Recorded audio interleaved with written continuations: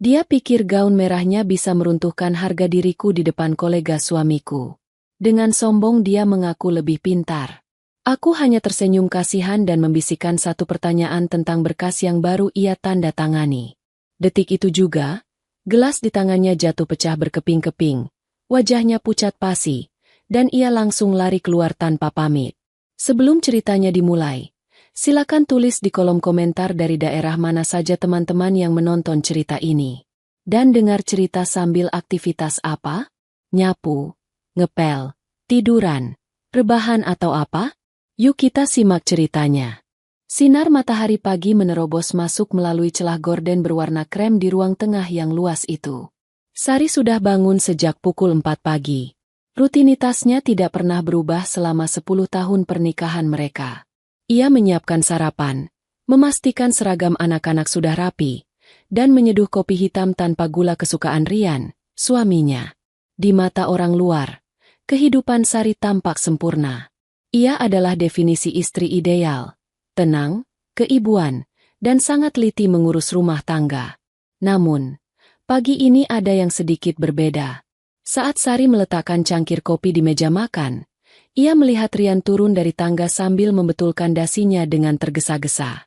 Wajah suaminya tampak segar, terlalu segar untuk seseorang yang mengaku baru pulang jam 2 pagi karena lembur mengejar target perusahaan. Aroma parfum yang Rian pakai juga sedikit lebih menyengat dari biasanya, seolah ia ingin menutupi bau lain yang menempel di tubuhnya. Pagi, yah, sapa Sari lembut. Ia mengambil alih tugas membetulkan dasi Rian. Jemarinya yang cekatan merapikan simpul kain sutra itu. Rian hanya bergumam pelan. Matanya sibuk menatap layar ponsel yang terus bergetar. Pagi, Bu. Anak-anak mana? Aku buru-buru. Ada meeting pagi sama investor baru. Masih di kamar. Sebentar lagi turun. Kamu sarapan dulu, ya? Ibu sudah buatkan nasi goreng kesukaanmu. Tawar Sari. Nggak usah, Bu. Aku makan di kantor saja. Nanti sekretaris baru itu. Siapa namanya? Elisa. Dia sudah pesankan catering sehat buat persiapan rapat. Tolak Rian cepat. Ia mengambil tas kerjanya, mengecup kening Sari sekilas. Kecupan yang terasa hampa dan rutin, lalu bergegas menuju pintu depan. Sari berdiri di ambang pintu, menatap mobil mewah suaminya meluncur keluar dari gerbang. Ia tidak merasa sedih. Ia justru merasa sedang mengamati sebuah objek penelitian. Naluri perempuannya tajam, setajam pisau dapur yang baru diasah. Istilah, lembur, sudah menjadi lagu wajib Rian 3 bulan terakhir. Tapi Sari bukan tipe wanita yang akan menangis histeris atau melempar piring hanya karena curiga. Ia butuh bukti, dan lebih dari itu, ia butuh strategi. Siang harinya, setelah anak-anak berangkat sekolah, Sari pergi ke acara arisan bulanan bersama teman-teman sosialitanya di sebuah kafe di Jakarta Selatan. Seperti biasa, topik pembicaraan tidak jauh dari tas bermerek, liburan ke Eropa, dan tentu saja, gosip rumah tangga. Sar, bisik Wulan, salah satu teman arisannya yang terkenal sebagai sumber informasi paling akurat. Wulan mendekatkan kursinya ke arah Sari sambil mengaduk es teh lecinya. Kamu sudah pernah ke kantor Rian belum belakangan ini? Sari tersenyum tipis, menyesap teh hangatnya dengan anggun. Belum, Lan. Kenapa? Ada yang aneh. Wulan celingukan sebentar, memastikan tidak ada yang menguping. Lalu berbisik lebih pelan. Itu loh, sekretaris barunya Rian. Siapa namanya? Elisa? Duh, itu anak gayanya amit-amit. Kemarin aku makan siang di restoran Jepang dekat kantor suamimu. Aku lihat Rian makan sama dia. Mesra banget, Sar. Si Elisa itu gelendotan manja. Malah sempat suap-suapan segala. Aku mau tegur, tapi takut salah lihat. Tapi itu jelas banget Rian. Hati Sari mencelos, tapi wajahnya tetap datar bak permukaan danau yang tenang. Ia sudah menduganya. Desas-desus itu bukan hal baru, tapi mendengarnya langsung dari saksi mata membuat dugaan itu menjadi fakta. Mungkin mereka lagi bahas bisnis. Lan, kamu tahu kan Rian kalau kerja suka all out? Jawab Sari santai, mencoba meredam suasana agar tidak menjadi tontonan ibu-ibu lain. Bisnis kok suap-suapan sushi. Sar? Hati-hati loh. Zaman sekarang pelakor itu lebih galak daripada istri sah. Apalagi Rian kan sekarang lagi naik daun. Banyak duitnya. Sasaran empuk perempuan muda yang malas kerja keras. Timpal Ratna, teman di sebelahnya yang ikut nimbrung. Sari hanya mengangguk sopan. Makasih infonya. Ya, nanti aku coba tanya Rian pelan-pelan. Pulang dari arisan, Sari tidak langsung melabrak Rian lewat telepon. Ia juga tidak menangis di pojok kamar. Sari justru masuk ke ruang kerjanya sendiri. Sebuah sudut kecil di rumah tempat ia biasa mengurus tagihan listrik dan belanja bulanan. Namun, kali ini yang ia buka bukan sekadar buku catatan belanja. Sari membuka laci terkunci di lemari besinya. Ia mengeluarkan map-map tebal berisi sertifikat rumah, BPKB mobil, dan polis asuransi. Selama ini, Rian selalu meremehkan Sari. Rian berpikir Sari hanyalah ibu rumah tangga yang tidak tahu apa-apa soal dunia luar karena Sari memilih berhenti bekerja setelah menikah. Rian lupa bahwa sebelum menikah, Sari adalah lulusan terbaik manajemen bisnis yang pernah bekerja di bank ternama. Sari mulai memilah dokumen. Ia memisahkan aset mana yang merupakan harta bawaan, mana harta bersama, dan mana aset yang diatasnamakan orang lain. Ia bekerja dalam diam. Tidak ada air mata yang menetes. Di kepalanya, ini bukan lagi soal cinta yang dikhianati, melainkan tentang manajemen risiko. Jika kapal ini akan karam karena nahodanya mabuk kepayang, Sari harus memastikan skoci untuk dirinya dan anak-anak sudah siap. Malam harinya, Rian pulang pukul 11 malam. Ia tampak lelah, tapi ada senyum puas di wajahnya. "Sudah tidur, Bu?" tanya Rian saat melihat Sari masih duduk di sofa ruang tengah sambil membaca majalah. "Belum. Nungguin kamu," jawab Sari tenang. "Gimana meetingnya?" "Lancar." "Lancar banget. Elisa itu memang cekatan. Dia bisa handle klien-klien rewel. Untung aku ganti sekretaris," puji Rian tanpa sadar. Matanya berbinar saat menyebut nama itu.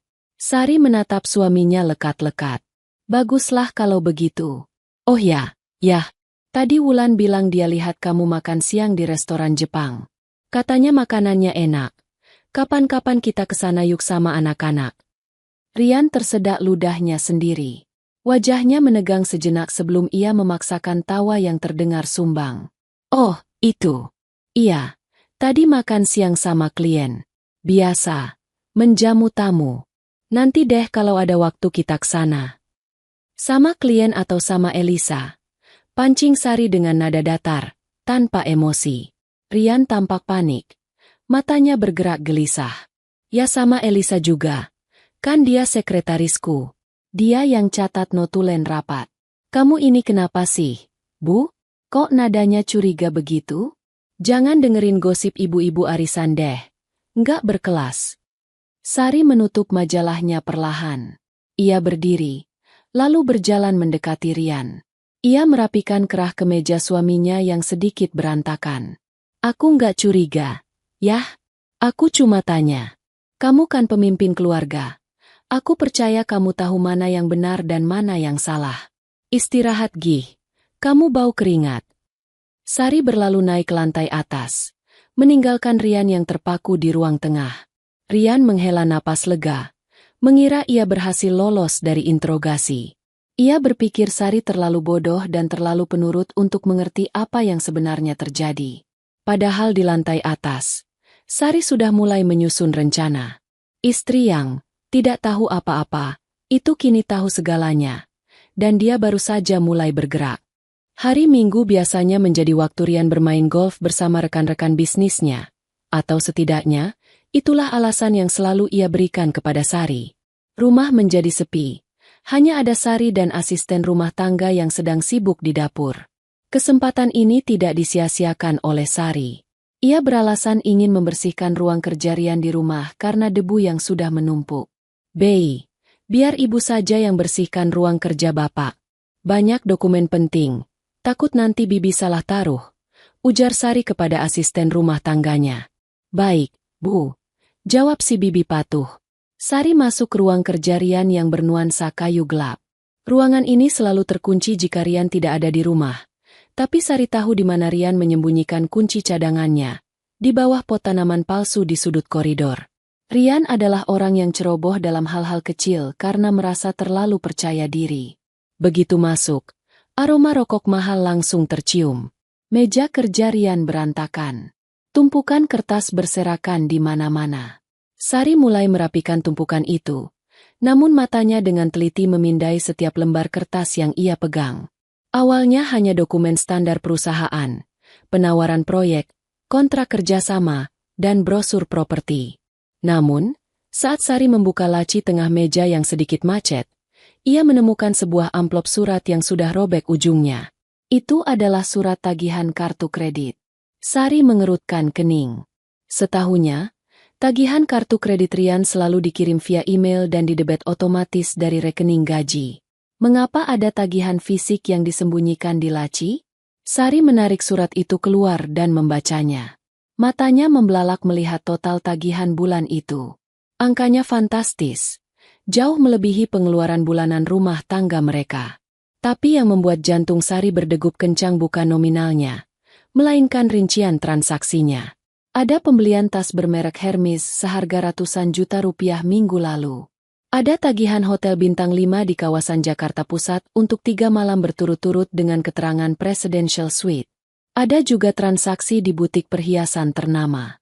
Sejak kapan Rian beli tas Hermes? Gumam Sari pelan. Ia tidak pernah menerima tas itu. Dan perhiasan? Rian memang kadang membelikannya hadiah. Tapi tidak semewah harga yang tertera di kertas ini. Tangan Sari gemetar, bukan karena sedih, tapi karena marah. Ia segera mengambil ponselnya dan membuka aplikasi mobile banking. Ia memiliki akses ke rekening bersama mereka, tapi Rian juga memiliki rekening bisnis yang ia sebut sebagai rekening operasional kantor. Dulu, Rian pernah lalai dan membiarkan password rekening itu tersimpan otomatis di tablet rumah yang sekarang dipegang Sari. Sari mencoba login. Berhasil. Sari menelusuri mutasi rekening selama 3 bulan terakhir. Apa yang ia temukan sungguh mengerikan. Ada banyak aliran dana keluar yang tidak masuk akal. Penarikan tunai dalam jumlah besar hampir setiap minggu dengan keterangan, biaya entertainment.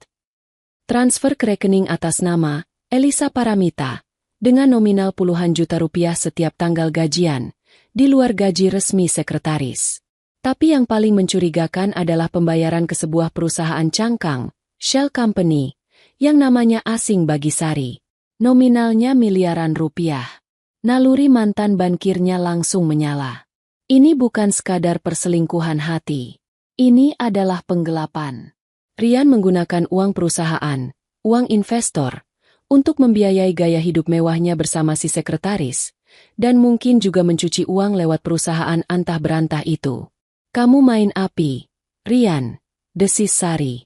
Ia memotret semua bukti fisik tagihan itu dengan ponselnya, lalu mengembalikannya ke posisi semula di laci. Ia juga mengunduh laporan mutasi rekening dari tablet dan mengirimkannya ke email pribadinya yang terenkripsi. Sore harinya, Rian pulang dengan wajah berseri-seri. Ia membawa sebuah bungkusan kecil berlogo toko emas terkenal. Sari, lihat aku bawa apa? Seru Rian memanggil istrinya. Sari keluar dari dapur, menyeka tangannya dengan lap. Ia memasang wajah sumringah yang sudah ia latih di depan cermin tadi siang. Wah, tumben pulang cepat, yah? Apa itu? Rian menyerahkan bungkusan itu. Buka dong. Ini hadiah buat istriku yang paling sabar. Maaf ya belakangan aku sibuk banget sampai jarang di rumah. Sari membuka kotak bludru merah itu. Di dalamnya tergeletak sebuah kalung emas putih dengan liontin berlian kecil yang cantik. Indah, memang. Tapi Sari tahu, harganya tidak sebanding dengan tas Hermes yang Rian belikan untuk Elisa minggu lalu. Ini hanyalah remah-remah untuk membungkam mulutnya.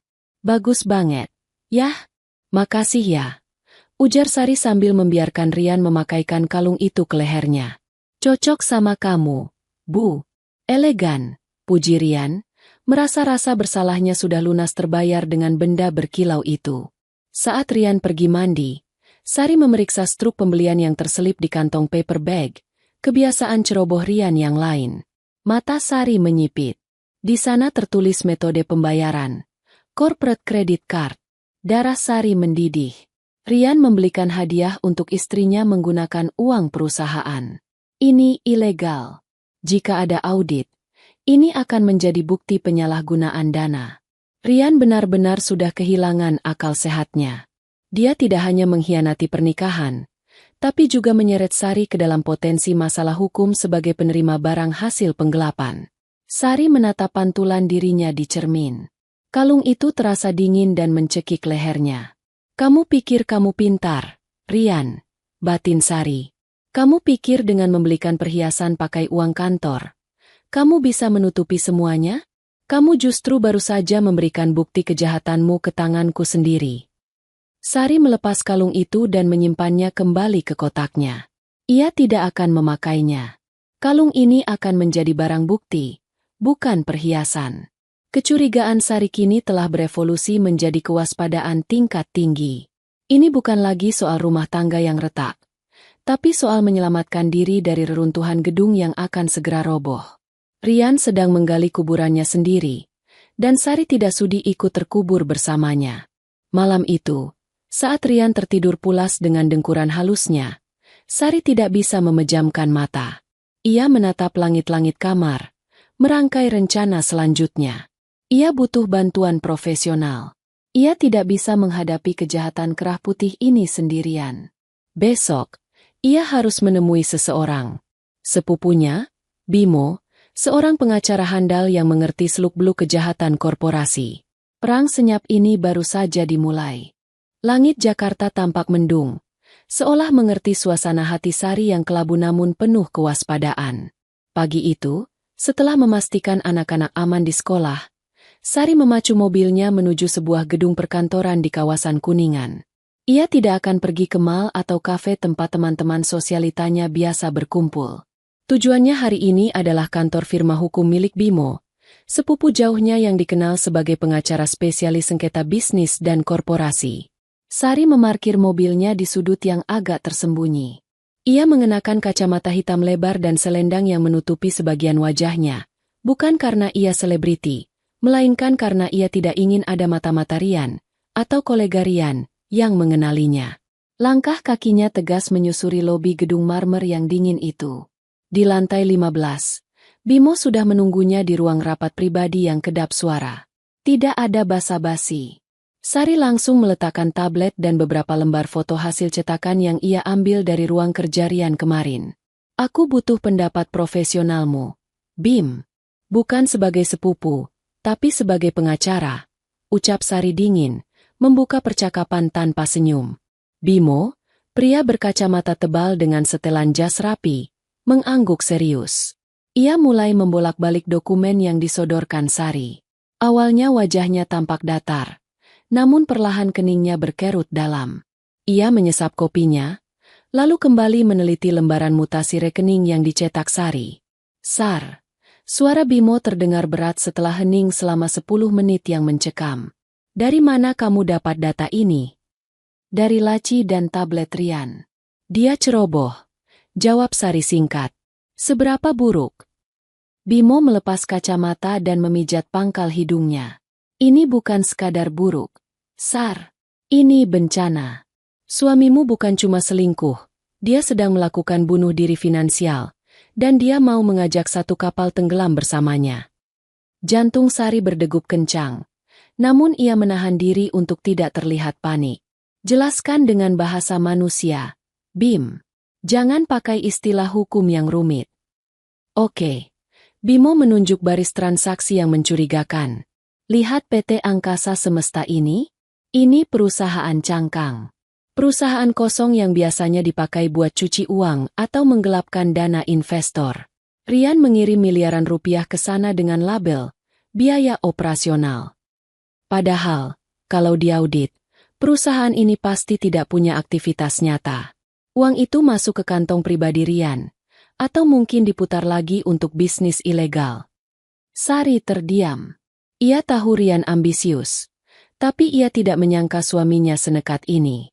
Dan lihat ini, lanjut Bimo, menunjuk struk tagihan kartu kredit korporat. Dia beli tas mewah, perhiasan, bayar hotel, semua pakai kartu perusahaan. Dalam hukum perseroan, ini namanya penggelapan aset. Kalau investor tahu, Rian bisa dipidana. Penjara, SAR, bukan cuma perdata, tapi pidana. Dia sedang diaudit, gumam Sari. Teringat percakapan telepon Rian yang sempat ia dengar samar-samar minggu lalu. Aku dengar dia teriak-teriak soal auditor eksternal. Itu masuk akal, sambar Bimo cepat. Kalau auditor masuk, Rian habis. Dan masalahnya, SAR, karena kalian tidak punya perjanjian pisah harta sebelum menikah. Setengah dari utang Rian bisa dianggap utangmu juga kalau harta kalian bercampur. Apalagi kalau nanti dia dituntut ganti rugi miliaran oleh perusahaan. Sari merasa darahnya surut dari wajah. Ia membayangkan masa depan anak-anaknya hancur. Rumah disita, tabungan pendidikan ludes, dan nama baik keluarga tercoreng. Ia tidak akan membiarkan itu terjadi. Naluri keibuannya berubah menjadi perisai baja. Apa yang harus aku lakukan, Bim? Aku harus selamatkan anak-anak. Bimo menatap sepupunya dengan iba namun penuh hormat. Ia tahu Sari wanita tangguh. Kita harus bergerak cepat tapi senyap.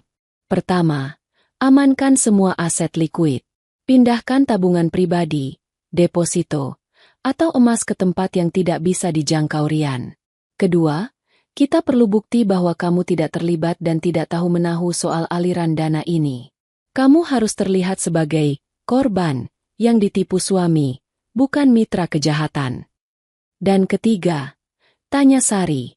Ketiga, Bimo mencondongkan tubuhnya. Suaranya merendah. Rian pasti sadar dia sedang di ujung tanduk. Orang licik seperti Rian biasanya tidak akan mau jatuh sendirian. Dia pasti sedang mencari kambing hitam. Seseorang yang bisa disalahkan atas semua kekacauan administrasi ini. Apa ada orang baru di kantornya yang punya akses keuangan?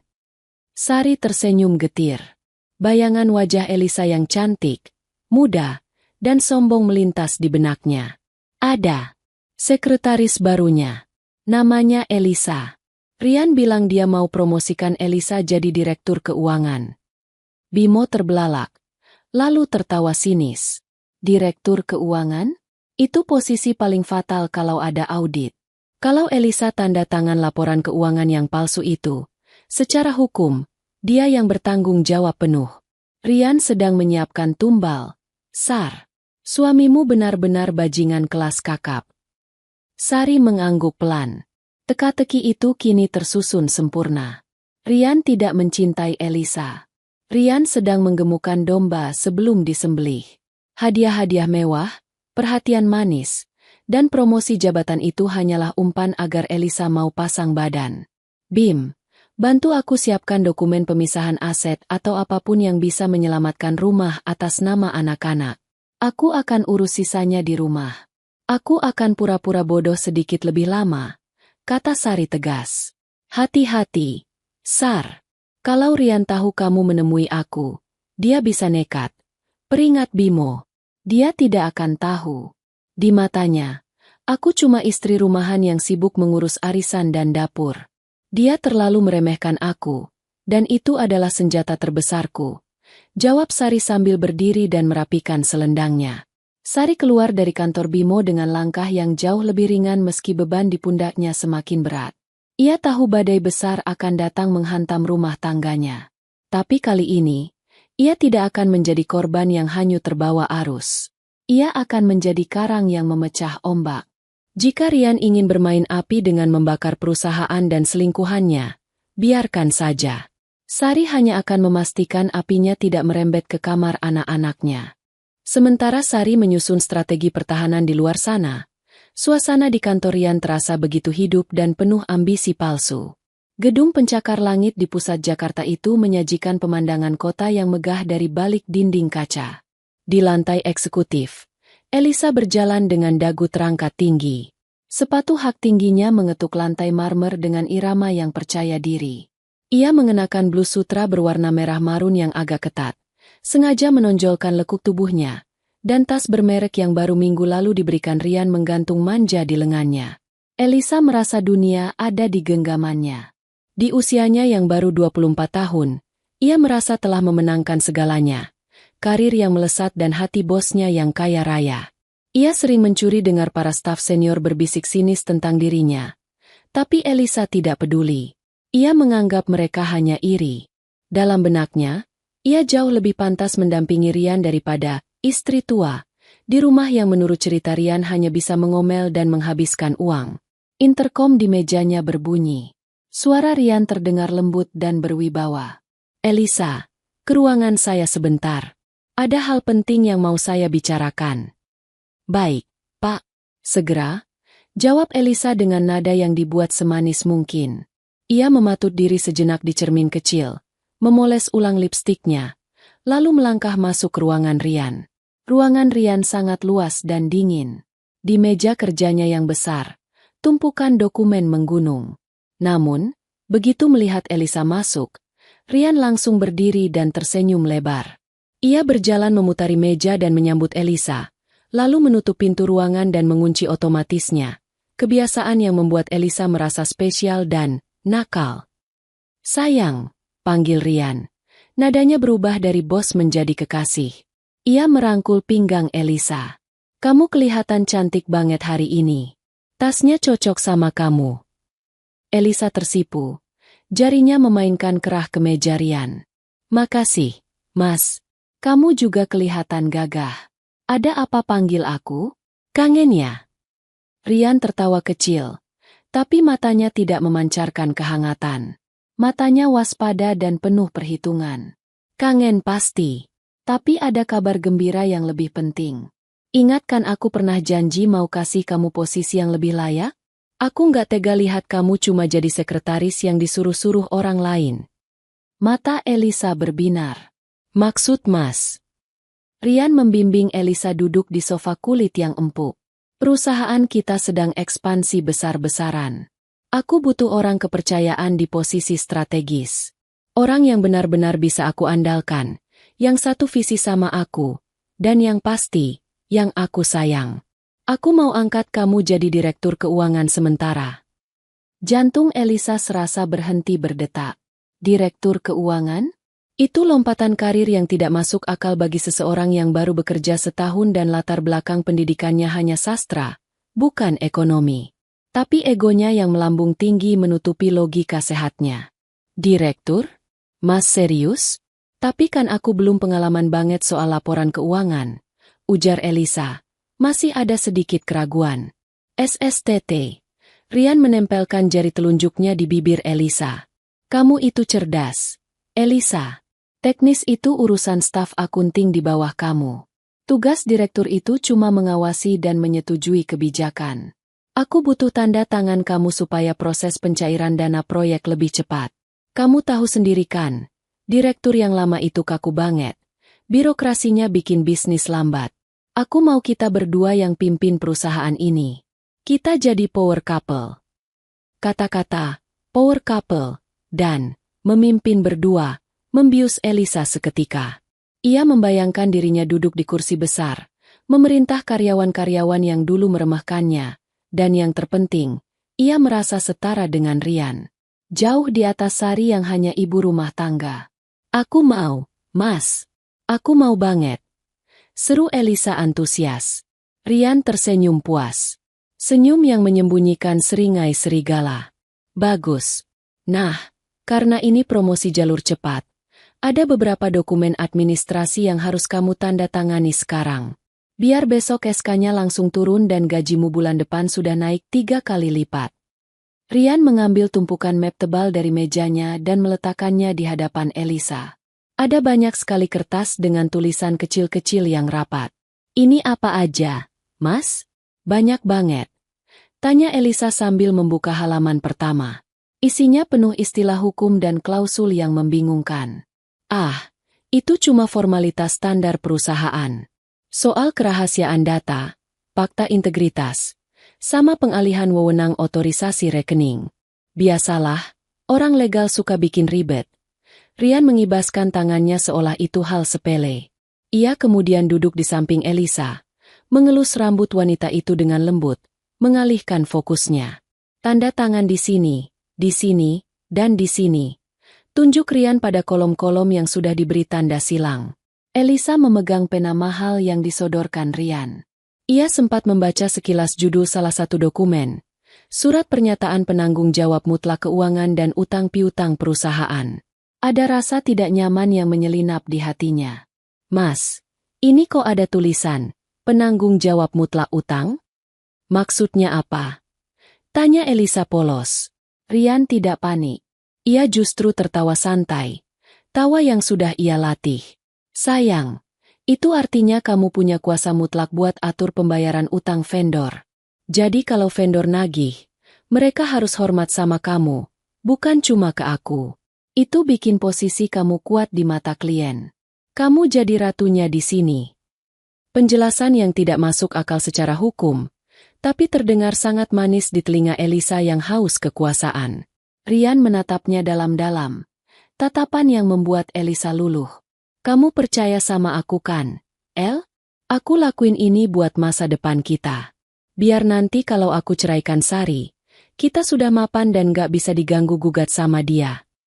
Mendengar nama Sari disebut dan janji perceraian itu, keraguan Elisa sirna seketika. Ia merasa menang. Dengan semangat, Elisa membubuhkan tanda tangannya di atas materai. 1, 2, 3, hingga 10 dokumen. Setiap goresan tintanya adalah paku yang ia tancapkan sendiri ke peti matinya. Tanpa Elisa sadari, dokumen-dokumen itu secara hukum memindahkan seluruh liabilitas, tanggung jawab atas kerugian negara, dan beban utang perusahaan yang sedang bermasalah itu dari pundak Rian ke pundak Elisa. Rian sedang mencuci tangannya hingga bersih, menggunakan tangan Elisa untuk memegang kotorannya. Selesai. Seru Elisa riang setelah menandatangani lembar terakhir.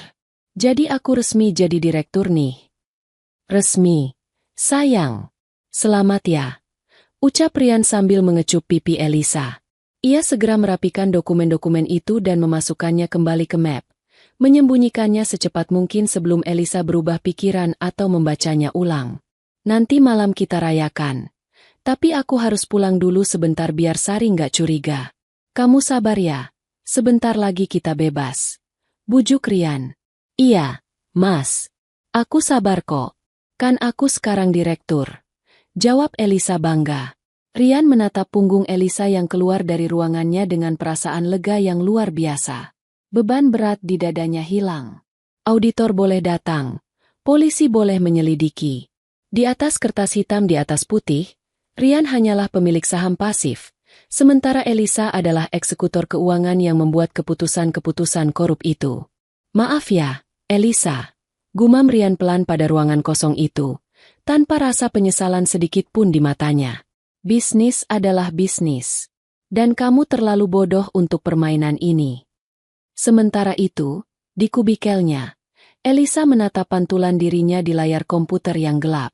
Ia merasa seperti ratu. Ia tidak tahu bahwa mahkota yang baru saja ia pakai bukanlah terbuat dari emas, melainkan dari dinamit yang sumbunya sudah mulai terbakar. Seminggu setelah penandatanganan dokumen, maut, itu, suasana di kantor Rian terasa sibuk bukan main. Bukan karena lonjakan produktivitas, melainkan karena persiapan pesta tahunan perusahaan. Rian bersikeras mengadakan pesta mewah di ballroom Hotel Bintang 5 di kawasan Jakarta Pusat. Tujuannya jelas.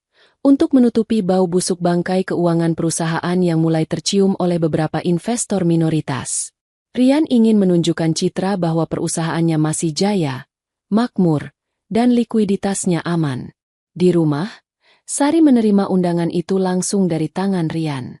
Undangan dengan cetakan tinta emas di atas kertas bludru hitam. Mahal dan berlebihan. Kamu harus datang, Bu. Ujar Rian sambil mengenakan jam tangan mewahnya. Investor besar akan hadir. Mereka perlu melihat keluarga kita harmonis. Jangan sampai ada gosip aneh-aneh. Apalagi soal aku dan Elisa. Kamu harus tampil sebagai istri yang mendukung suami. Sari menatap undangan itu di meja riasnya. Dulu, ia akan merasa bangga mendampingi suaminya. Kini, undangan itu terasa seperti tiket masuk ke pertunjukan sirkus di mana suaminya adalah badut utamanya. Baik. Yah, aku akan datang. Jawab Sari tenang. Jam 7 malam, kan? Iya. Dandan yang cantik. Tapi jangan norak. Jangan bikin malu aku. Pesan Rian sebelum berangkat ke kantor. Sari tersenyum kecut menatap punggung suaminya. Jangan khawatir, Rian. Aku tidak akan memalukan diriku sendiri. Kamulah yang sedang mempermalukan dirimu. Batinnya. Malam itu, Sari memilih busana dengan sangat hati-hati. Ia tidak ingin terlihat berusaha menyaingi siapapun. Ia mengenakan gaun panjang berbahan sutra berwarna biru dongker. Warna yang memancarkan aura wibawa, ketenangan, dan kedalaman. Potongannya sederhana namun elegan, menonjolkan keanggunan seorang wanita matang yang percaya diri. Rambutnya disanggul modern, menyisakan sedikit helai yang membingkai wajahnya. Perhiasannya hanya sepasang anting mutiara dan cincin kawinnya. Sederhana, namun siapapun yang melihatnya tahu bahwa ia berkelas. Sesampainya di ballroom hotel, kemewahan yang dipaksakan langsung menyambut mata Sari.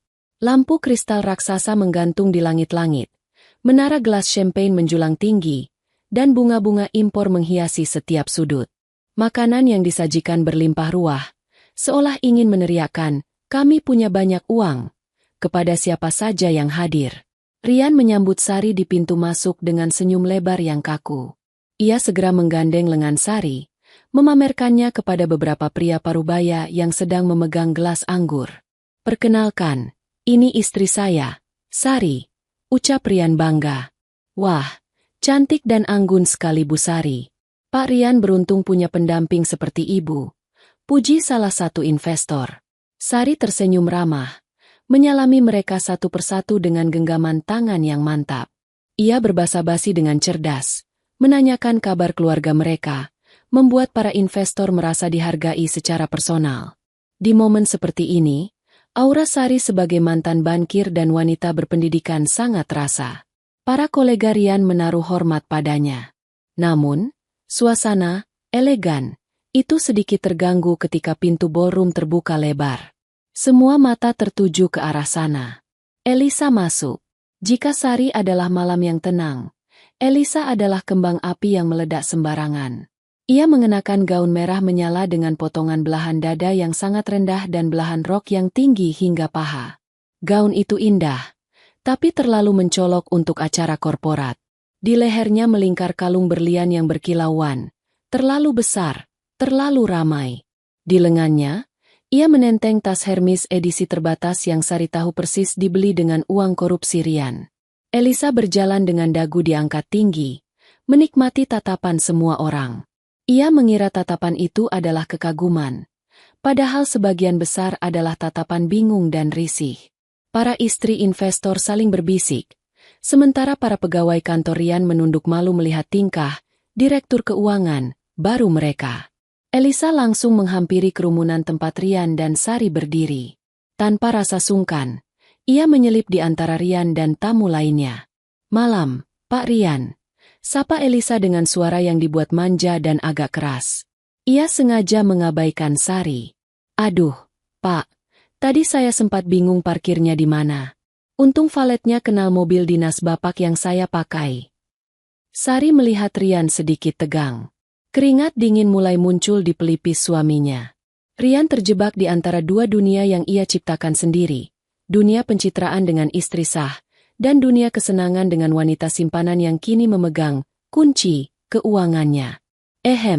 Ya, Elisa. Silakan nikmati hidangannya," ujar Rian kaku, mencoba memberi kode agar Elisa menjauh. Namun Elisa, yang merasa posisinya kini setara bahkan lebih tinggi dari sekadar karyawan, tidak peka. Ia justru tertawa renyah sambil menyentuh lengan jas Rian.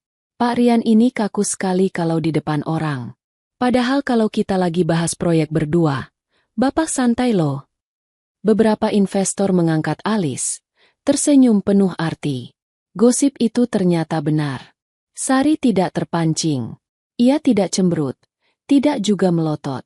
Ia hanya menyesap air mineralnya dengan tenang, lalu menoleh ke arah salah satu investor senior. "Pak Handoko, saya dengar putra Bapak baru lulus dari Harvard ya? Selamat." "Loh, pasti bangga sekali."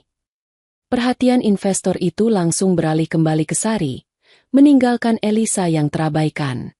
Sari dengan cerdas mengendalikan alur pembicaraan, membuat Elisa tampak seperti anak kecil yang merengek minta perhatian di tengah diskusi orang dewasa. Sepanjang malam, drama itu terus berlanjut.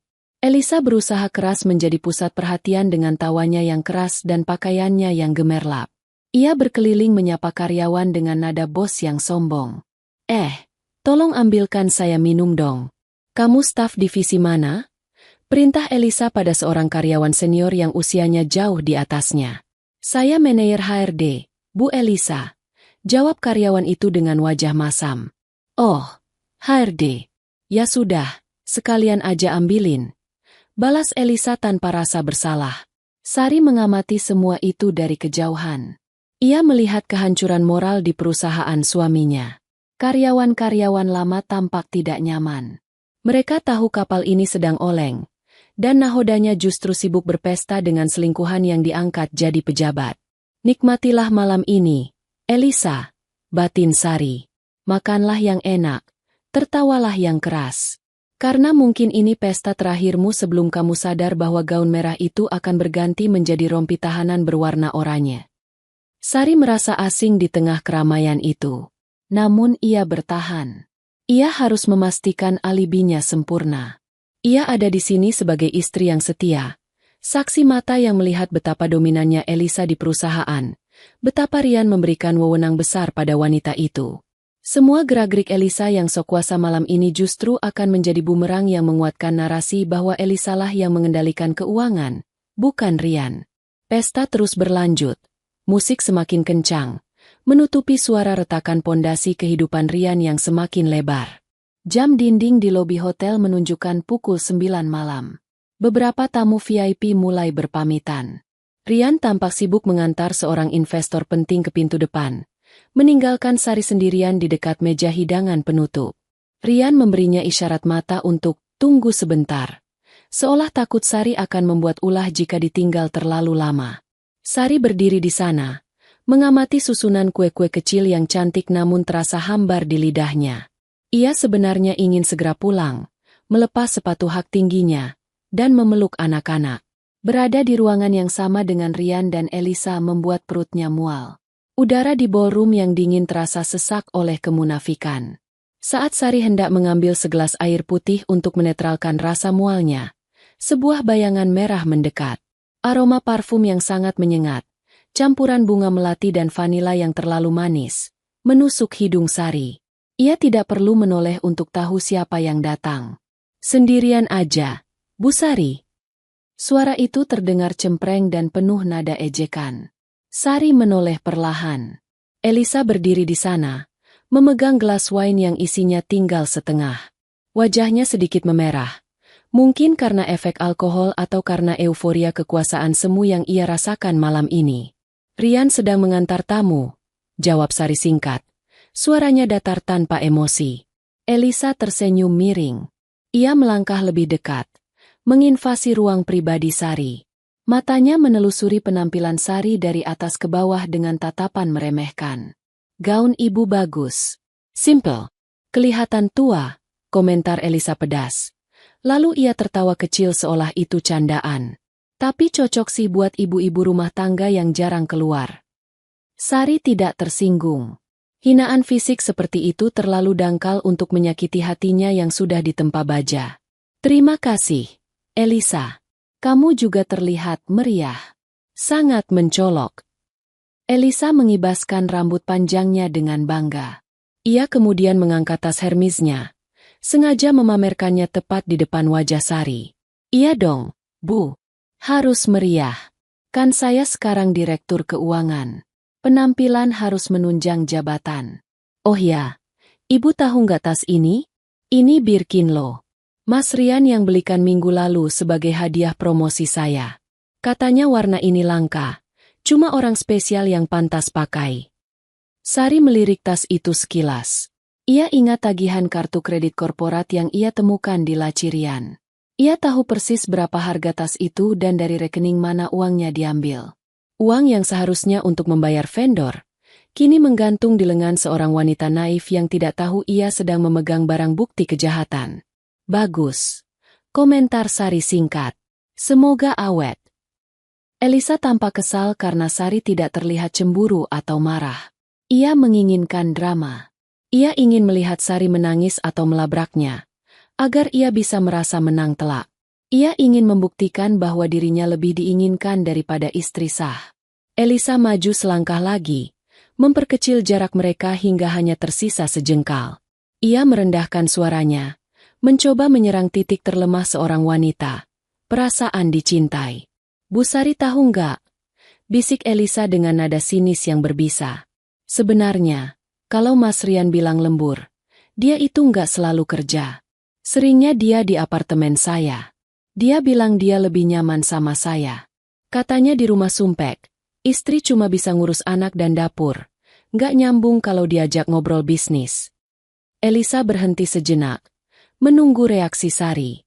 Ia ingin melihat keruntuhan di mata wanita itu. Kasihan Bu Sari, lanjut Elisa, semakin berani.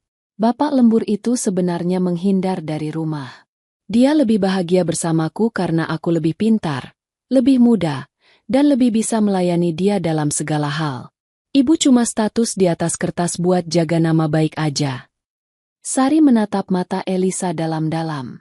Namun, yang Elisa lihat di mata Sari bukanlah kemarahan, kebencian, atau air mata. Sama sekali tidak. Sari menatapnya dengan sorot mata yang tenang, teduh, namun menusuk. Itu adalah tatapan seorang ibu yang sedang melihat anak balita yang baru saja memecahkan vas bunga mahal tapi malah tertawa bangga karena merasa hebat. Tatapan kasihan. Tatapan iba yang mendalam pada sebuah kebodohan yang tak tertolong. Sari melihat Elisa bukan sebagai saingan, tapi sebagai korban yang sukarela menyerahkan lehernya ke tali gantungan. Elisa merasa dirinya ratu karena diberi mahkota. Padahal mahkota itu terbuat dari timah panas. Elisa merasa dicintai karena diberi jabatan.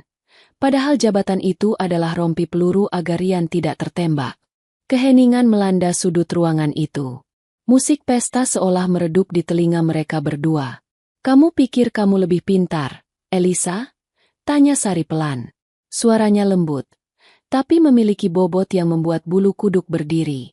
Jelas dong, tantang Elisa angkuh. Buktinya Mas Rian percayain semua keuangan perusahaan ke aku. Tanda tanganku sekarang lebih laku daripada dia. Sari mengangguk-angguk kecil. Senyum tipis tersungging di bibirnya. Senyum yang membuat Elisa tiba-tiba merasa tidak nyaman. Seolah ada sesuatu yang mengerikan yang sedang mengintai di balik ketenangan istri bosnya itu. Begitu ya? Tanda tanganmu laku sekali ya. Ulang Sari. Sari mengambil langkah mendekat. Aura keibuannya lenyap, digantikan oleh aura dingin seorang eksekutor yang siap menjatuhkan vonis. Ia tidak perlu berteriak untuk didengar. Wibawanya sudah cukup membungkam arogansi Elisa. Di kejauhan, Rian terlihat berjalan kembali memasuki ballroom, tertawa lepas bersama tamu lain, tidak menyadari bahwa di sudut ruangan, istri dan selingkuhannya sedang berada di ambang ledakan yang akan menghancurkan skenario sempurnanya. Elisa masih mencoba mempertahankan wajah sombongnya, tapi kakinya tanpa sadar mundur selangkah.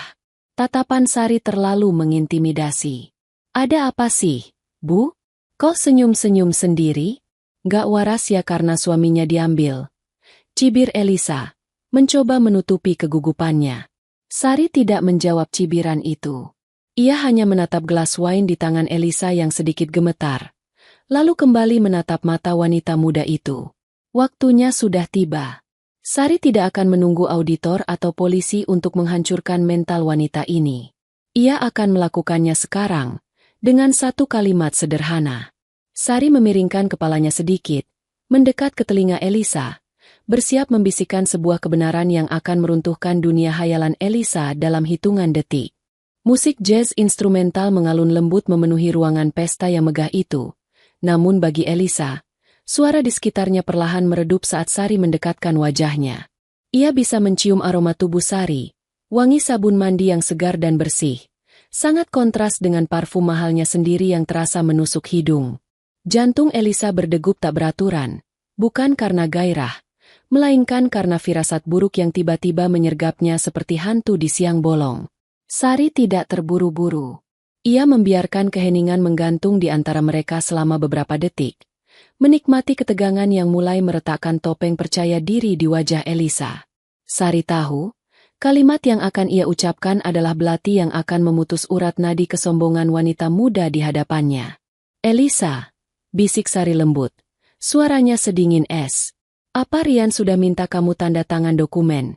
Surat pernyataan penanggung jawab mutlak keuangan, minggu lalu."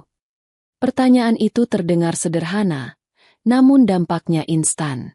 Mata Elisa berkedip cepat. Ingatannya langsung terlempar ke momen di ruangan Rian beberapa hari yang lalu. Tumpukan map tebal.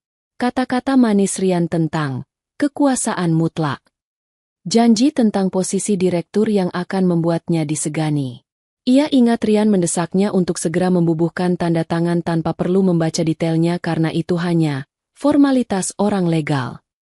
Elisa mencoba tertawa, tapi yang keluar hanya dengusan napas yang terdengar panik. "Maksud ibu apa? Itu kan dokumen kenaikan jabatan saya. Wajar dong saya tanda tangan. Itu bukti kalau Mas Rian percaya sama kemampuan saya." Sari memundurkan wajahnya sedikit, menatap Elisa tepat di manik matanya dengan sorot mata yang penuh belas kasihan. Tatapan itu jauh lebih menyakitkan daripada tamparan. "Kemampuan?" ulang Sari pelan, seolah sedang menguji kata itu di lidahnya. "Elisa, kamu itu lulusan sastra, bukan akuntansi. Kamu pikir kenapa Rian tiba-tiba mengangkat kamu jadi direktur keuangan di saat perusahaan sedang diaudit besar-besaran? Kamu pikir itu karena cinta?" Sari menggeleng pelan. "Itu bukan cinta, Elisa. Itu strategi. Dokumen yang kamu tanda tangani itu bukan SK kenaikan jabatan. Itu adalah surat pengalihan tanggung jawab utang. Rian baru saja memindahkan semua beban kerugian perusahaan, semua penggelapan pajak, dan semua utang vendor yang macet ke atas pundak kamu. Secara hukum, sekarang kamulah pemilik utang itu, bukan Rian." Wajah Elisa yang tadinya merona karena wain dan kesombongan, kini perlahan memucat. Darah seolah tersedot habis dari wajahnya. Bibirnya gemetar. "Ibu! Ibu bohong," cicit Elisa dengan suara parau. "Ibu cuma iri kan? Ibu mau nakut-nakutin saya supaya saya ninggalin Mas Rian. Mas Rian cinta sama saya. Dia nggak mungkin jahat sama saya." Sari tersenyum miris. "Coba kamu ingat lagi. Apakah di dokumen itu ada pasal yang menyebutkan bahwa kamu memiliki kuasa penuh dan tanggung jawab mutlak atas segala transaksi keuangan? Kalau iya, selamat. Karena artinya, saat polisi datang nanti, dan mereka pasti datang, Rian akan bersih. Namanya tidak akan ada di berkas perkara. Yang ada cuma nama kamu, tanda tangan kamu, dan cap jempol kamu." Dunia Elisa berputar. Ia ingat kalimat itu. Penanggung jawab mutlak. Rian bilang itu supaya vendor hormat padanya. Tapi penjelasan Sari terdengar jauh lebih masuk akal dan mengerikan. Ia mulai menyadari kejanggalan-kejanggalan kecil yang selama ini ia abaikan demi egonya. Mengapa Rian begitu memaksa? Mengapa Rian melarangnya membaca ulang? Mengapa Rian menyembunyikan berkas itu begitu cepat setelah ia tanda tangan? Tangan Elisa yang memegang gelas wine mulai gemetar hebat. Cairan merah tua di dalamnya beriak kencang, mencerminkan gejolak batinnya yang sedang runtuh. "Semua tas mewah ini, Elisa." Sari menunjuk tas Hermes di lengan Elisa dengan dagunya. "Semua perhiasan yang kamu pakai, hotel tempat kamu tidur sama Rian, itu dibayar pakai uang perusahaan yang sudah kamu gelapkan. Dan karena kamu yang pegang otorisasi keuangan sekarang, kamulah yang dianggap mencuri. Rian cuma korban yang ditipu sekretarisnya sendiri." Nggak mungkin." Elisa menggeleng lemah, matanya mulai berair. Kakinya terasa lemas seperti jeli. Sari maju selangkah lagi, memberikan serangan terakhir. "Kamu bangga bilang kamu lebih pintar dari saya? Orang pintar membaca apa yang dia tanda tangani. Elisa, saya tidak melabrak kamu karena saya tahu saya tidak perlu mengotori tangan saya. Hukum yang akan menghukum kamu. Kamu bukan pelakor yang menang. Kamu cuma kambing hitam yang didandani pakai gaun merah. Detik itu, kesadaran menghantam Elisa dengan kekuatan penuh. Realita menabrak angan-angannya hingga hancur lebur. Prang! Gelas kristal di tangan Elisa terlepas. Jatuh menghantam lantai marmer yang keras dan pecah berkeping-keping. Suara pecahannya terdengar nyaring, memotong alunan musik jazz dan menghentikan percakapan orang-orang di sekitar mereka. Cairan wine merah tumpah, menggenang di lantai seperti darah, menodai ujung gaun mahal Elisa dan sepatu sari. Beberapa tamu menoleh kaget. Pelayan bergegas datang membawa sapu dan kain pel. Namun Elisa tidak bergerak. Ia berdiri mematung di tengah pecahan kaca. Tubuhnya kaku, wajahnya seputih kertas. Matanya terbelalak kosong menatap Sari. Sari tidak terkejut. Ia bahkan tidak bergeser saat cipratan wine mengenai sepatunya. Ia menatap Elisa untuk terakhir kalinya dengan tatapan dingin yang mematikan. Hati-hati, Elisa. Pecahan kacanya tajam, ujar Sari datar. Lalu ia berbalik badan dengan anggun. Tapi kurasa, penjara nanti akan jauh lebih menyakitkan daripada luka kena kaca. Sari melangkah pergi meninggalkan kekacauan itu.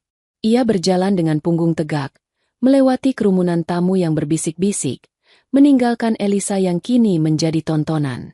Di belakangnya, Elisa merasa dunianya baru saja kiamat. Bukan karena gempa bumi atau badai, tapi karena satu pertanyaan sederhana yang membuka kotak Pandora kebodohannya sendiri. Elisa berdiri terpaku di tengah ballroom yang bising. Suara pecahan gelas tadi masih berdenging di telinganya, lebih keras daripada musik orkestra yang kembali dimainkan. Orang-orang di sekitarnya kembali melanjutkan obrolan, menganggap insiden gelas pecah itu hanya kecerobohan kecil akibat terlalu banyak minum.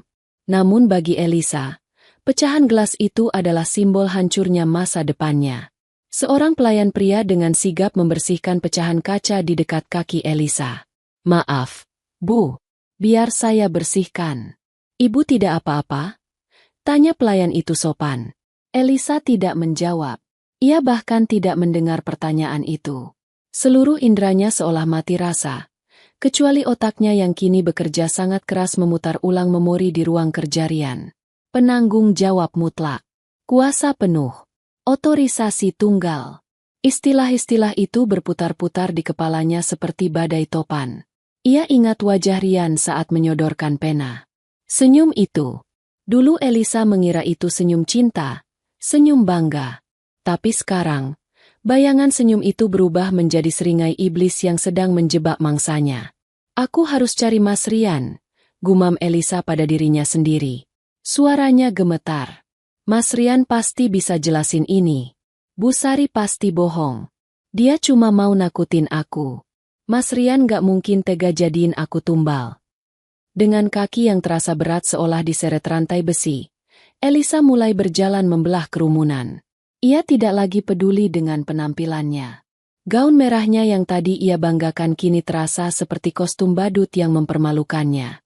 Tas Hermes di lengannya terasa panas membakar kulit, seolah tas itu berteriak, "Barang bukti!" ke setiap orang yang ia lewati. Elisa mengedarkan pandangan ke seluruh penjuru ruangan. Mana Rian? Ia butuh Rian sekarang juga. Ia butuh Rian memeluknya dan bilang bahwa Sari itu gila, bahwa dokumen itu aman, bahwa mereka akan bahagia selamanya. Di dekat panggung utama, Elisa akhirnya melihat sosok itu. Rian sedang berdiri dalam lingkaran kecil bersama 3 investor senior. Ia memegang gelas champagne, tertawa lepas, tawa yang sangat keras dan terlihat sangat lega. Bahunya rileks, wajahnya berseri-seri. Ia tampak seperti orang yang baru saja lolos dari lubang jarum. Ia tampak bebas. Elisa berhenti di balik pilar besar, mengamati pria yang katanya mencintainya itu. Rian menepuk bahu salah satu investor. "Tenang saja, Pak. Manajemen baru kami sangat solid. Direktur keuangan yang baru sudah membereskan semua administrasi. Kalau ada masalah di kemudian hari, itu murni kesalahan teknis di Departemen Keuangan, bukan kebijakan direksi pusat. Saya sudah pastikan sistemnya begitu." Jantung Elisa mencelos hingga ke dasar perut. Ia mendengar kalimat itu dengan jelas. Rian sedang mencuci tangan. Rian sedang membangun narasi di depan investor bahwa jika ada kesalahan, itu adalah salah direktur keuangan. Dan direktur keuangan itu adalah dirinya. Elisa ingin berteriak. Ia ingin lari ke sana, mencakar wajah Rian, dan memaki pria itu di depan umum. Tapi suaranya tercekat di tenggorokan. Rasa takut yang amat sangat melumpuhkan keberaniannya. Ia sadar, di ruangan ini, ia hanyalah semut kecil di antara gajah-gajah bisnis. Jika ia membuat keributan sekarang, Rian pasti punya 1000 cara untuk memutarbalikkan fakta. Rian punya uang, punya kuasa, dan punya dokumen sah yang sudah ditandatangani Elisa. Apa yang bisa Elisa lakukan? Melapor polisi? Buktinya ada tanda tangannya sendiri. Mengaku dijebak? Siapa yang akan percaya pada sekretaris muda yang tiba-tiba naik jabatan dan hidup mewah? Semua orang akan mengira Elisa yang serakah dan korupsi. Sementara Rian hanyalah bos yang terlalu percaya pada anak buah. Air mata mulai menetes membasahi pipi Elisa, melunturkan bedak tebalnya. Ia merasa sangat bodoh.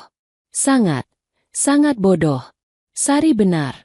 Ia hanyalah anak kecil yang bermain api dan sekarang ia terbakar hangus. Elisa! Sebuah suara menegurnya.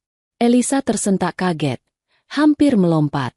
Ia menoleh dan melihat salah satu staf akunting kantornya, seorang pria parubaya bernama Pak Budi, menatapnya dengan pandangan aneh.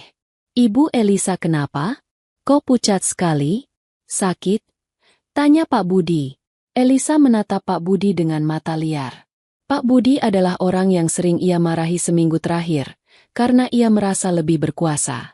Sekarang, melihat wajah polos staf itu, Elisa sadar bahwa Pak Budi mungkin satu-satunya orang yang tahu bahwa Elisa tidak mengerti apa-apa soal keuangan. Pak Budi. Suara Elisa bergetar. Dokumen-dokumen laporan pajak bulan lalu, siapa yang buat? Pak Budi mengerutkan kening. Loh, kan ibu yang suruh saya revisi sesuai arahan Pak Rian?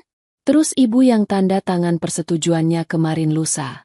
Katanya ibu sudah periksa semua dan itu valid. Kenapa, Bu? Elisa membekap mulutnya sendiri untuk menahan isak tangis. Ia yang tanda tangan. Ia yang menyetujui laporan palsu itu. Enggak apa-apa. Gagap Elisa. Ia berbalik badan dan lari. Ia tidak bisa berada di sana lagi. Ia tidak sanggup melihat wajah Rian yang tertawa di atas penderitaannya yang sebentar lagi akan dimulai. Elisa berlari kecil menuju toilet wanita di sudut lorong, menjauh dari keramaian pesta yang kini terasa seperti neraka. Di dalam toilet yang sepi, Elisa mengunci dirinya di salah satu bilik. Ia merosot duduk di atas kloset tertutup, memeluk tas mahalnya yang kini terasa seperti beban dosa. Tubuhnya menggigil hebat. Ia ingat bisikan Sari tadi. Semoga beruntung dengan polisinya nanti. Bayangan penjara, jeruji besi, dan baju tahanan berputar di benaknya. Ia membayangkan dirinya diseret keluar dari kantor, diliput wartawan, dipermalukan se-Indonesia. Dan Rian? Rian akan tetap duduk di kursi empuknya.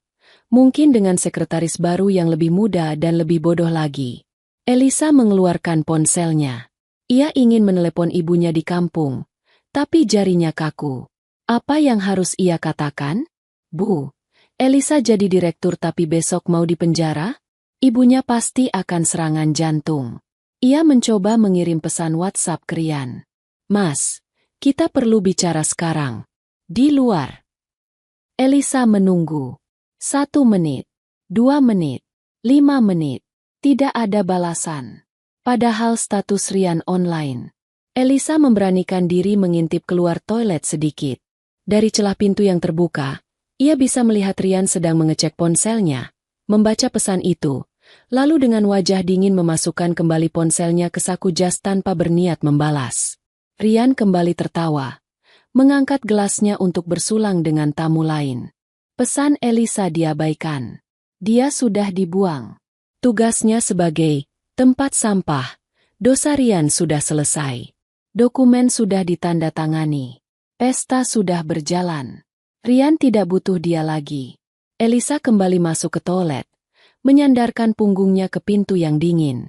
Kakinya lemas hingga ia terduduk di lantai keramik. Ia menekuk lutut, membenamkan wajahnya di sana, dan menangis tanpa suara. Isakan tertahan yang menyakitkan dada. Malam itu, di saat semua orang berdansa dan menikmati hidangan mewah, Elisa bersembunyi di pojokan toilet Hotel Bintang 5, ditemani rasa takut yang mencekam dan penyesalan yang terlambat. Ia sadar, perang yang ia kira sudah ia menangkan dari Sari, ternyata baru saja dimulai, dan ia sudah kalah telak sebelum sempat mengangkat senjata. Sari tidak perlu melakukan apa-apa selain membiarkan Elisa menghancurkan dirinya sendiri. Dan di luar sana, Sari sedang berjalan menuju lobi hotel untuk pulang. Ia sudah memesan taksi online. Tidak sudi pulang satu mobil dengan Rian. Saat mobil jemputannya datang, Sari menoleh sekilas ke arah gedung hotel yang menjulang tinggi itu. Selamat menikmati sisa malammu, Rian. Karena besok pagi, giliran aku yang akan tertawa. Batin Sari seraya masuk ke dalam mobil, meninggalkan suami dan selingkuhannya yang sedang menuju kehancuran masing-masing. Suasana kantor pagi itu terasa mencekam, seolah udara dipenuhi oleh muatan listrik statis yang siap menyambar kapan saja. 3 hari setelah pesta tahunan yang penuh drama, Rian datang ke kantor dengan setelan jas abu-abu mahalnya, bersiul kecil seakan tidak ada beban hidup. Ia menyapa resepsionis dengan ramah, sebuah pemandangan yang jarang terjadi. Rian merasa di atas angin. Skenario yang ia susun selama 6 bulan terakhir kini memasuki babak akhir. Sementara itu, di ruangan Direktur Keuangan, Elisa duduk dengan wajah kuyu. Lingkaran hitam di bawah matanya terlihat jelas meski sudah ditutupi concealer tebal. Sejak malam pesta itu, ia tidak bisa tidur nyenyak. Kata-kata Sari terus berputar di kepalanya seperti kaset rusak. Setiap kali pintu ruangannya diketuk, jantungnya melompat kaget. Takut jika yang datang adalah malaikat pencabut nyawa, atau polisi. Pukul 10 pagi, ketakutan Elisa menjadi kenyataan. Sebuah mobil sedan hitam dengan plat dinas kepolisian dan 2 mobil van bertuliskan Auditor Forensik berhenti tepat di lobi gedung. Sirine tidak dibunyikan, namun kehadiran petugas berseragam dan beberapa orang berbatik rapi yang membawa tumpukan koper dokumen membuat satpam di lobi panik. Selamat pagi, kami dari Unit Tindak Pidana Korupsi dan Penggelapan Pajak. Kami membawa surat perintah penggeledahan dan penahanan. Ucap salah satu petugas dengan tegas kepada resepsionis yang gemetar. Kabar kedatangan polisi menyebar ke seluruh lantai bagaikan api menyambar bensin. Para karyawan berbisik-bisik, wajah mereka tegang. Namun, Rian tetap tenang. Saat pintu ruangannya dibuka kasar oleh petugas, ia justru berdiri dengan wajah kaget yang dibuat-buat, akting yang nyaris sempurna. Ada apa ini, Pak? Kenapa ada polisi di kantor saya? Tanya Rian dengan nada tersinggung yang pas. Saudara Rian, kami mendapat laporan adanya dugaan penggelapan dana investor dan manipulasi laporan pajak senilai 50 miliar rupiah. Kami perlu memeriksa dokumen keuangan dan membawa penanggung jawabnya. Jawab komandan polisi itu dingin. Rian menghela napas panjang, lalu menggelengkan kepalanya dengan wajah prihatin. Ya Tuhan, jadi rumor itu benar? Silakan, Pak. Silakan periksa semuanya. Saya sebagai pemilik saham utama akan kooperatif.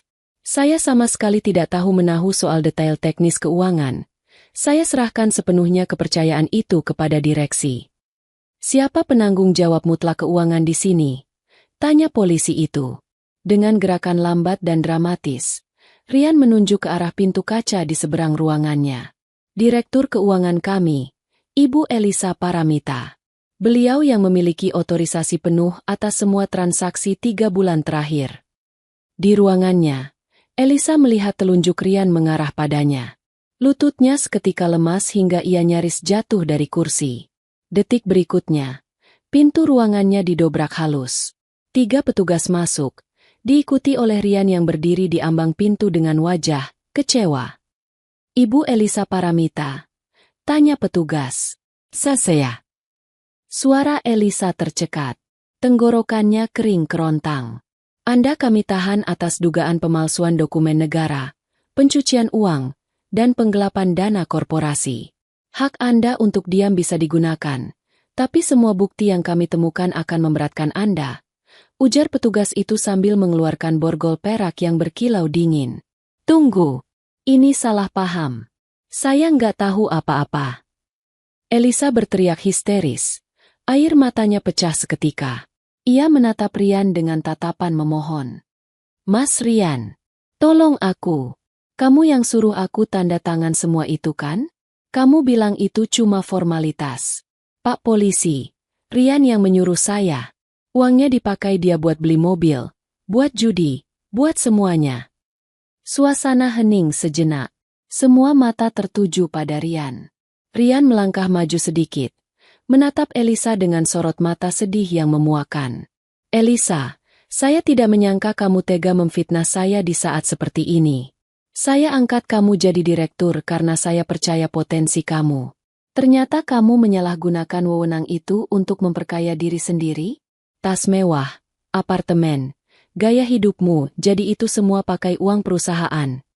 Kau bohong, jerit Elisa. Ia mencoba menerjang Rian, tapi dua petugas menahannya. Kamu yang kasih tas itu. Kamu yang beliin apartemen. Polisi itu menengahi. Ia mengangkat sebuah map tebal yang disita dari meja Elisa. Maaf Bu Elisa. Di sini tertera jelas. Surat pernyataan penanggung jawab mutlak. Di pasal 4 tertulis bahwa segala aliran dana, baik yang masuk rekening pribadi direksi maupun operasional, adalah di bawah sepengetahuan dan persetujuan penuh Anda sebagai pemegang otorisasi tunggal. Tanda tangan ini asli milik Anda, kan? Elisa menatap kertas itu. Kertas yang ia tanda tangani demi jabatan dan gengsi.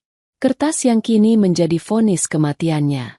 Itu saya tanda tangan tapi. Cukup. Jelaskan nanti di kantor. Potong polisi itu tegas. Klik. Suara borgol terkunci di pergelangan tangan Elisa terdengar sangat nyaring di ruangan yang sunyi itu. Elisa menangis meraung-raung saat digiring keluar. Ia melewati deretan karyawan yang menatapnya dengan pandangan jijik dan kasihan.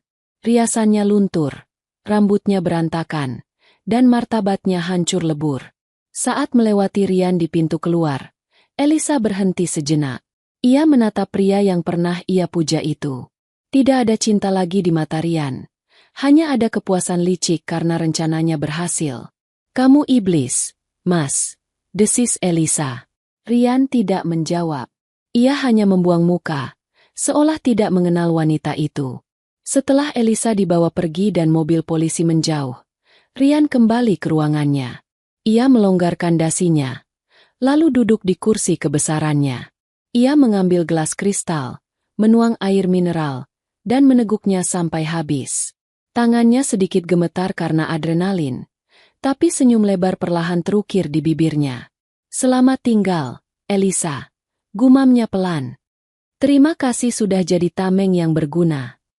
Ia merasa menang. Di atas kertas, ia bersih. Ia bisa berdalih sebagai korban penipuan karyawan. Perusahaannya mungkin akan bangkrut atau dibekukan, tapi aset pribadinya aman. Ia masih punya rumah mewah, mobil-mobil, dan simpanan emas yang tidak terlacak. Ia pikir badai sudah berlalu. Ia tidak tahu bahwa badai yang sebenarnya sedang menunggunya di rumah. Duduk dengan tenang sambil memegang secangkir teh hangat. Matahari mulai terbenam di ufuk barat, melukis langit Jakarta dengan warna jingga kemerahan yang dramatis. Rian memacu mobilnya pulang ke rumah dengan perasaan ringan. Ia sudah menyiapkan cerita sedih untuk Sari. Ia akan bilang bahwa ia sangat terpukul karena dikhianati oleh sekretaris kepercayaannya. Ia akan meminta Sari untuk memaafkan kesibukannya selama ini dan berjanji akan menjadi suami yang lebih baik. Setidaknya sampai ia menemukan mainan baru. Rian membayangkan Sari akan menyambutnya dengan pelukan hangat. Mungkin sedikit menangis karena khawatir suaminya nyaris terseret kasus hukum. Sari kan wanita bodoh yang penurut, pikir Rian. Sari pasti akan percaya apapun yang ia katakan. Mobil Rian memasuki pekarangan rumah mewahnya. Namun, ada yang aneh. Lampu teras menyala, tapi suasana rumah terasa sunyi senyap. Tidak ada suara televisi, tidak ada suara anak-anak bermain. Dan yang paling membingungkan, ada dua koper besar berwarna hitam berdiri tegak di teras depan. Rian mengerutkan kening. Apa Sari mau pergi? Atau dia mau ajak liburan mendadak untuk menghiburku? Batinnya dengan percaya diri yang berlebihan. Ia turun dari mobil, melangkah menuju teras. Pintu utama terbuka. Sari duduk di kursi rotan di beranda, memangku sebuah map coklat tipis. Penampilannya rapi, mengenakan pakaian rumah yang sopan namun wajahnya sudah dipoles make up tipis. Ia terlihat sangat tenang, ketenangan yang justru membuat bulu kuduk Rian meremang. "Bu, anak-anak mana?" tanya Rian basa-basi, matanya melirik ke arah koper. "Terus ini koper siapa? Kita mau kemana?" Sari menatap Rian, lalu tersenyum. Senyum yang tidak sampai ke mata. Senyum yang sama seperti saat ia berbisik pada Elisa di pesta. "Anak-anak sudah di rumah ibu. Yah, mereka menginap di sana malam ini," jawab Sari lembut. "Dan koper itu koper kamu. Semua baju dan barang-barang pentingmu sudah ibu rapikan di sana." Rian tertawa canggung. "Maksudnya apa sih, Bu? Kok aku diusir? Kamu termakan gosip lagi? Sayang, dengar dulu penjelasanku.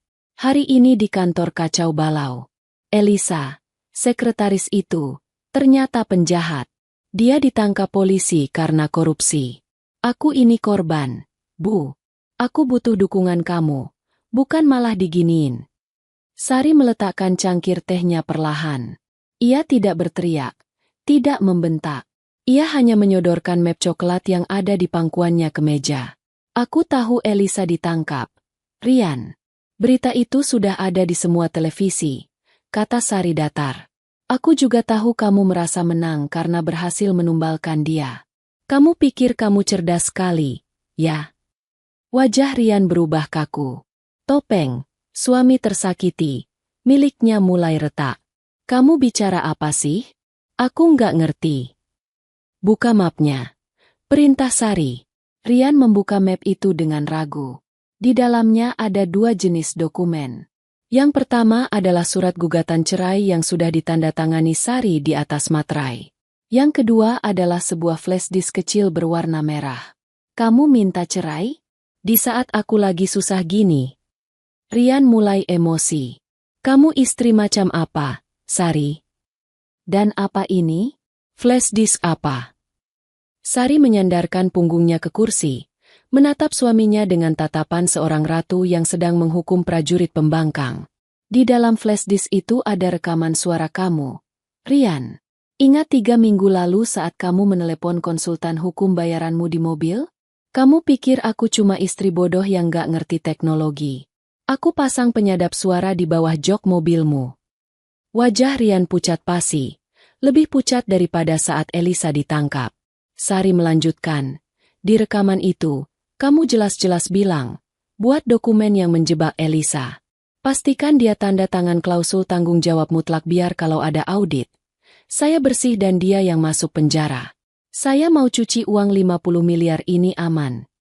Suara kamu jernih sekali. Yah, sangat jelas. Kaki Rian lemas. Ia terduduk di kursi seberang Sari. Ia tahu arti rekaman itu. Jika polisi mendengarnya, dokumen tanda tangan Elisa tidak akan ada gunanya. Rian akan terbukti sebagai otak intelektual kejahatan, aktor intelektualis. Ia akan membusuk di penjara jauh lebih lama daripada Elisa. Kamu mau laporin aku ke polisi?" tanya Rian dengan suara bergetar. Hancur sudah arogansinya. Sari menggeleng pelan. "Tidak, aku tidak akan lapor polisi. Biarlah Elisa dan hukum yang mengurus dosa pidanamu. Aku tidak mau anak-anakku punya ayah seorang narapidana. Itu akan merusak masa depan mereka." Rian menghela napas lega, tapi kelegaan itu hanya bertahan sedetik. "Tapi," potong Sari tajam, "bukti ini akan aku pakai di pengadilan agama dan perdata." Sari mencondongkan tubuhnya ke depan. "Pilihannya cuma 2, Rian. Pertama, kamu tanda tangani surat persetujuan pembagian harta Gonogini ini sekarang.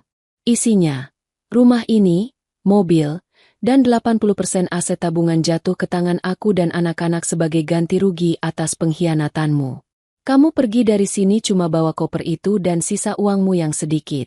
Kita cerai baik-baik, dan rekaman ini musnah. Atau," lanjut Sari, matanya berkilat tajam, "kamu menolak.